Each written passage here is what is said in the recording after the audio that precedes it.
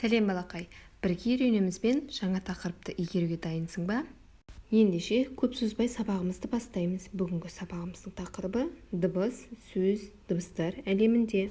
Бүгінгі сабақтан дыбыстардың дауысты және дауыссыз болып бөлінетіндігін үйренесің. Қане балақай, мына суретке назар аударшы. Бұл жерде кімдерді көріп тұрсың? Әрине, мұғалім және оқушылар. Оқушылар не істеп жатыр? Әр оқушының қолында не бар? Әр оқушының қолында әріптер бар. Соларды оқушылар дыбыстап айтып жатыр.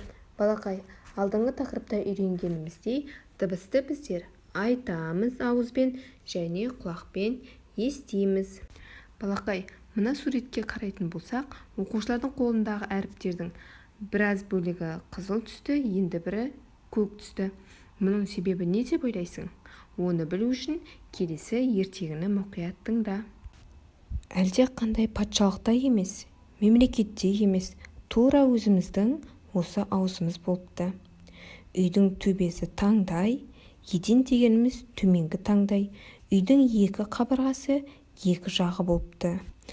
Ал үйдің есігі екі ерін. Оның ішінде есік бекем болу үшін қойылған сүйек шарбақтар бар екен. Ол тістер. Бір күні осы үйге, яғни ауызға жылан кіріп орнығып алады. Сөйтіп зұлымдық істерін жасай бастайды. Көңіл күйі жақсы болғанда ол дыбыстарды емін-еркін өткізіп жібереді.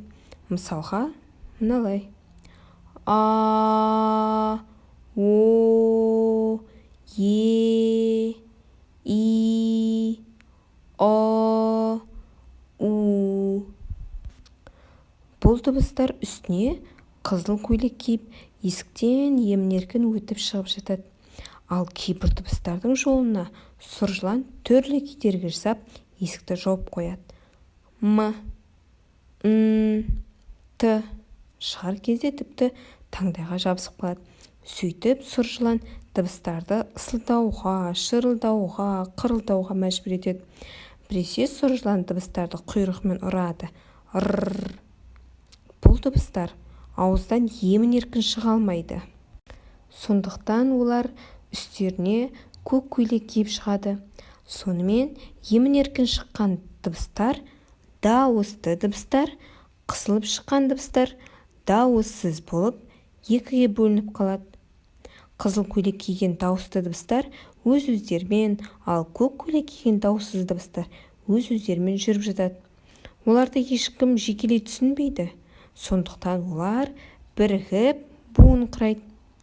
Жеке буын болса да оларды ешкім түсінбеді.